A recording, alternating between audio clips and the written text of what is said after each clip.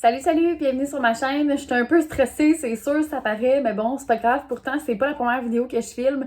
J'ai déjà, là, dans le passé, tenté d'ouvrir des chaînes YouTube, ça a jamais fonctionné. Puis je me dis, regarde, c'est pas grave. Dans le pire des cas, je vais le faire juste pour avoir du plaisir, pour passer le temps, etc. Donc, en fait, je m'appelle Cynthia, bonjour. Le but de ma chaîne étant de parler de séries et de films. Donc, en quelque sorte, j'aimerais ça devenir une espèce de référence sur quoi écouter, quoi ne pas écouter, etc. Ben, pas quoi ne pas écouter parce qu'on a chacun nos goûts, mais sur les choses, sur les films, les séries qui sont peut-être moins bonnes, ceux qui valent plus la peine, etc. Parce que moi, ça, c'est un de mes gros problèmes dans la vie, là. Le soir, je vais écouter un film ou une série, je me promène sur des plateformes telles que Netflix, Prime Video, Disney+. Puis finalement, ça me prend comme 1h30 choisir ce que je vais écouter. Puis au final, ben je m'endors au milieu de mon film. Puis je l'ai pas écouté au complet, fait qu'il faut que je le reprenne le lendemain, etc. Bref, je perds beaucoup plus de temps à chercher ce que je vais écouter qu'à l'écouter réellement. Donc, c'est un peu ça le but de ma chaîne, en fait, c'est de vous parler de séries qui sont le fun, divertissantes, etc. pour pas que vous ayez à chercher, puis que ça allait vraiment en fonction de ce que vous aimez. Donc, je vais faire des vidéos style, je te donne un exemple, les meilleures séries médicales, les meilleures séries d'amour, etc. Donc, j'espère que ça va vous aider. Moi, ça va me divertir. En tout cas, ça, c'est sûr. Je suis déjà super excitée là, de faire des vidéos comme ça. Donc, on va se lancer tout de suite. Puis, je me suis dit que le premier vidéo que je préfère, ça serait mes séries préférées. Mais j'en ai quelques-unes que j'aime tous de manière égale. Fait que je vais le faire en deux parties. Il va y avoir deux vidéos sur mes séries préférées. Ça va être les deux premières vidéos de ma chaîne. Et en fait, c'est pour vous montrer à quel point je suis quelqu'un de très diversifié dans le sens où je n'aime pas du tout toujours le même genre de séries. J'aime des séries qui sont extrêmement différentes l'une des autres. Donc voilà, alors on commence avec mes séries préférées. Avant toute chose, je sais que ma caméra est mal cadrée. Je pense qu'il me manque un bout de la tête. Je ne pouvais pas m'installer d'une manière différente. Le décor, il est vraiment pas très beau. Et la luminosité, on va se le dire, c'est pas le top, c'est pas le top. Mais au Québec, depuis comme 14 mois, il mouille. Donc, on n'a pas le choix de faire avec, mais je vous promets que je vais m'améliorer. Bon, ok, là, on a fait assez de blabla, là, on se représentera une autre fois. On va rentrer directement dans le vif du sujet.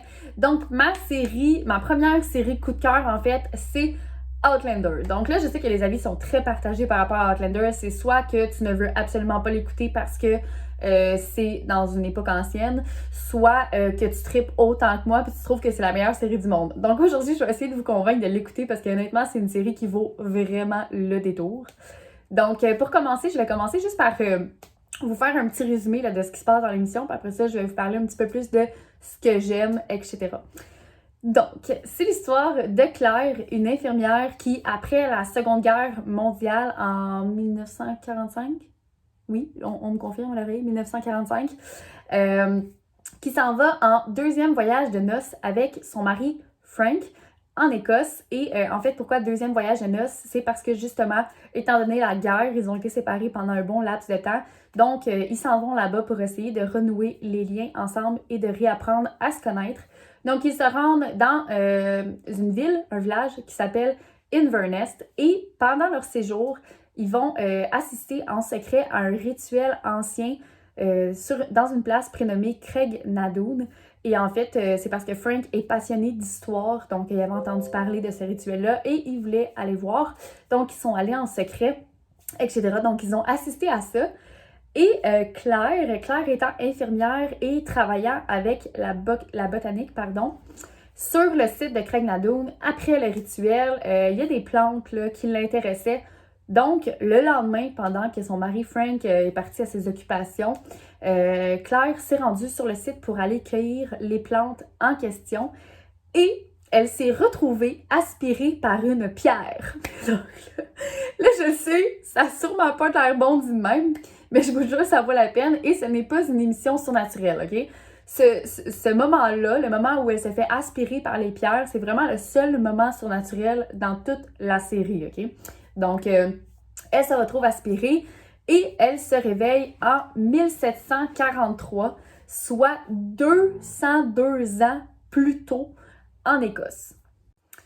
Et donc, à la suite de ça, elle essaie de se débrouiller un peu comme elle peut. Elle sait pas trop quoi faire, elle sait pas où aller. Bref, elle tombe sur le clan Mackenzie Et dans ce clan-là, il y a un beau jeune homme, un beau grand écossais roux, duquel, au fil des épisodes, là, elle se rapproche tranquillement. Puis là, elle est comme prise dans un dilemme parce que là, on s'entend, elle a dit à personne qu'elle venait du futur parce que c'est un peu bizarre, hein? Puis à cette époque-là, les mentalités sont différentes. Il l'aurait sûrement sacré sur le bûcher. Donc, bref. Donc, elle est comme pris là-bas. Le clan Mackenzie l'a apporté au château de Léocre. Je sais jamais si je le dis bien. Bref, ils l'ont apporté dans un château. Puis là, elle, dans le fond, son but, c'est de retourner sur le site de Craignadoon, là où elle s'est réveillée, pour essayer de retraverser les pierres. Sauf que, comme je vous ai dit, tout au long des émissions, elle commence à se rapprocher de Jamie, le beau grand écossais. Il est vraiment beau, soit dit en passant.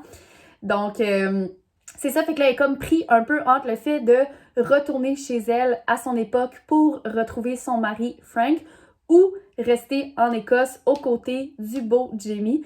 Donc, honnêtement, là, c'est vraiment une excellente série. Je sais pas si je vous l'ai bien décrit, mais je vous jure, oh my god, ça vaut tellement la peine. Les paysages sont incroyables, les châteaux, les déguisements, la musique, les déguisements, les costumes, excusez. La musique, tout est vraiment parfait dans cette série-là. C'est comme un parfait mélange là, de guerre, de sang, d'amour et de sexe. Honnêtement, vous pouvez pas ne pas l'aimer. Par contre, si vous l'écoutez, ne vous laissez pas décourager par le premier épisode. Honnêtement, le premier épisode, j'ai dû le recommencer 3 fois parce que tout le monde me disait « Tu vas voir, tu vas aimer ça, c'est ton genre, c'est super bon, en plus il y a beaucoup de saisons, puis tout ça. » Puis à chaque fois que je partais le premier épisode, ça avait pas d'allure, je m'endormais, c'était... Oh mon Dieu, je comprenais pas pourquoi les gens disaient que j'allais aimer ça. Puis finalement, à un moment donné, je l'ai ouvert puis je me suis dit, OK, je vais au moins me rendre au bout du premier épisode. Puis c'est vraiment là, dans les 10 dernières minutes qu'on accroche à fond. Quand Claire traverse les pierres, c'est à partir de ce moment-là qu'on veut vraiment voir la suite. Donc honnêtement, ne vous laissez pas décourager par le premier épisode parce que je vous le dis, la série vaut vraiment la peine. Et cette série-là est disponible sur Netflix et vous pouvez l'écouter en français. Ok, donc ma deuxième série coup de cœur, c'est la série This Is Us. J'espère honnêtement que tout le monde qui écoute cette vidéo a déjà écouté cette série-là parce que c'est une série complètement incroyable. Donc, en gros, c'est une série qui se passe à plusieurs époques différentes, qui suit l'évolution d'une famille. Donc, on a la maman, Rebecca, qui est jouée par Mandy Moore, et on a le papa, Jack, qui est joué par Milo Ventimiglia, je suis pas capable de dire son nom de famille. Mais bref, Milo, là, celui qui a joué dans Gilmore Girls, je sais pas si vous voyez ce que je veux dire, il a joué dans Heroes et tout. Bref. Donc, maman Rebecca, papa Jack, qui souhaitent avoir leur premier enfant et donc qui apprennent par la suite qu'ils s'attendent des triplés. Malheureusement, lors de l'accouchement, un des triplés décède et donc ils décident d'adopter un nouveau-né afro-américain qui a été abandonné à l'avant d'une caserne de pompiers. Donc, les pompiers l'ont apporté à l'hôpital la journée où Rebecca a accouché.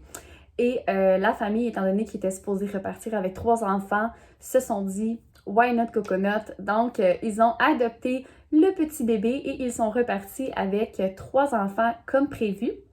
Puis dans le fond, cette série-là, c'est une série où on voit l'évolution de la famille, donc vraiment des débuts de couple de Rebecca et de Jack jusqu'à les 40 ans de leurs enfants.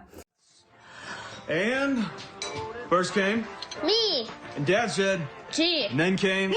and Mom said Me. and then came Me. and we said That's 3. big 3.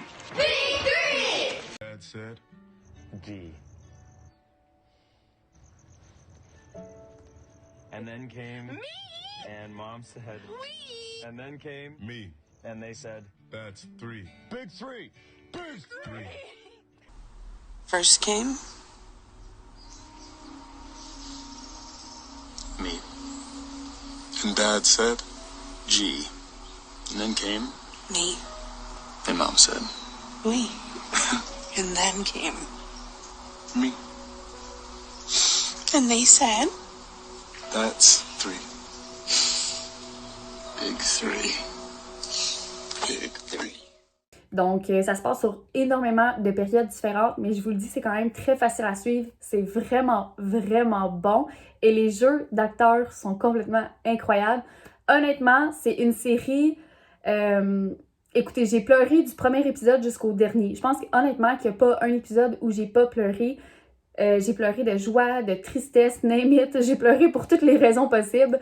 C'est une série là, d'une douceur incroyable. C'est fou à quel point quand t'écoutes This Is Us, ça te remet en question, ça te remet en perspective. On dirait que tu te reconnectes avec ce qui est vraiment important dans la vie. Bref, c'est une série qui est vraiment poignante, honnêtement. Je la conseille à tout le monde. Puis quand tu finis d'écouter cette série-là, la seule chose que tu as envie de faire, c'est de serrer toute ta famille dans tes bras. OK? Il y a pas... il y a du drame, mais c'est pas une série méga dramatique. Là. Il y a beaucoup de joie là, au travers de tout ça. Puis, je vous le dis, Papa Jack va devenir votre nouveau crush. Donc, honnêtement, c'est vraiment une série à écouter. Moi, personnellement, pour ma part, je l'ai écoutée sur Netflix en anglais. Je comprends l'anglais, mais pas à 100%. Donc, je l'ai écouté en anglais, mais sous-titré. Puis, par la suite, j'ai essayé de l'écouter en français parce qu'il l'avait sur un site, ça s'appelait ici.tv. Mais j'ai détesté l'écouter en français. Je trouve que c'était beaucoup moins intense, beaucoup moins émotionnel. Je sais pas comment l'expliquer, là, les doublures, les traductions, c'était pas ça, non. Fait que honnêtement, je vous conseille vraiment d'écouter cette série-là en anglais sur Netflix. Puis comme je vous dis, si vous ne comprenez pas l'anglais, vous pouvez mettre les sous-titres en français, puis ça se suit vraiment très bien.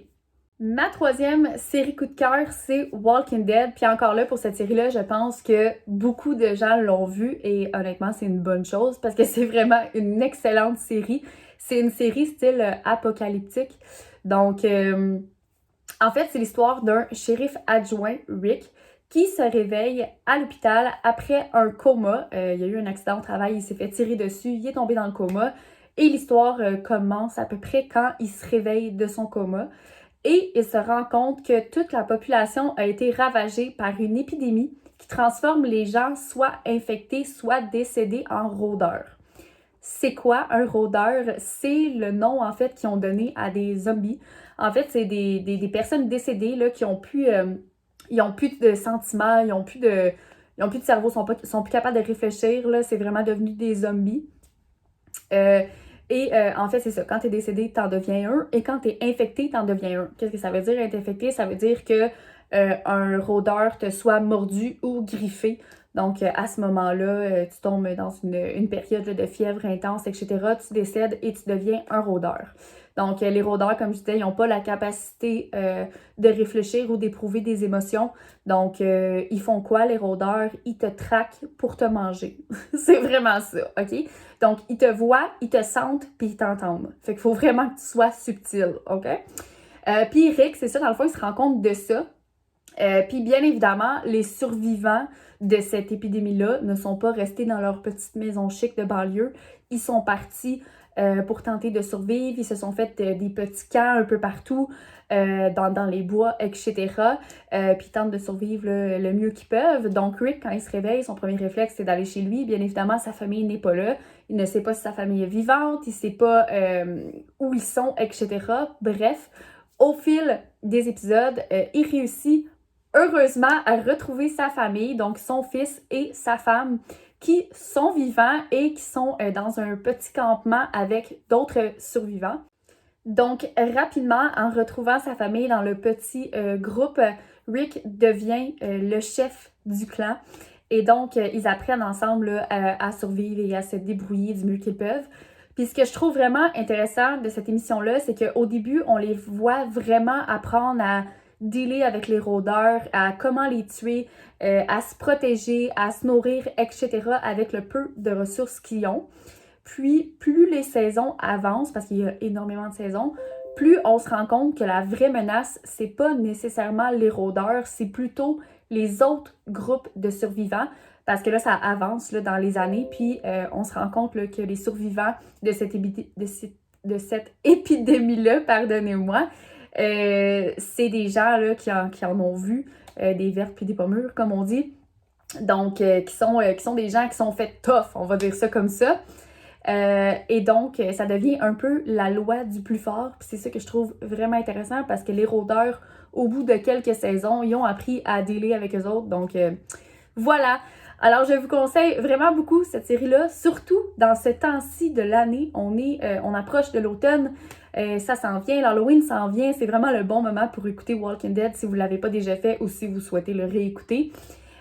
Moi, personnellement, j'ai loué les DVD au Vidéotron. Oui, en 2022, je loue encore des DVD au Vidéotron, de temps en temps.